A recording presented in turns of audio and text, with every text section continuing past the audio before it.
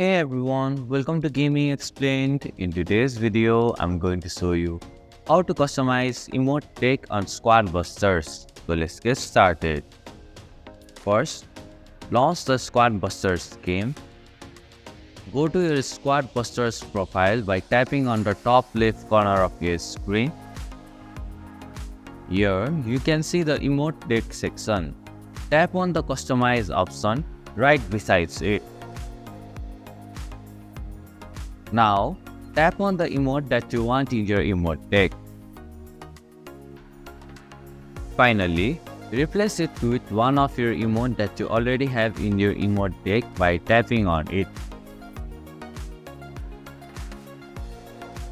And this is how you can customize emote deck on Squad Busters. Thank you for watching Gaming Explained. Hope this video was helpful. If it was, then hit the like button and comment down if you have any questions or feedback.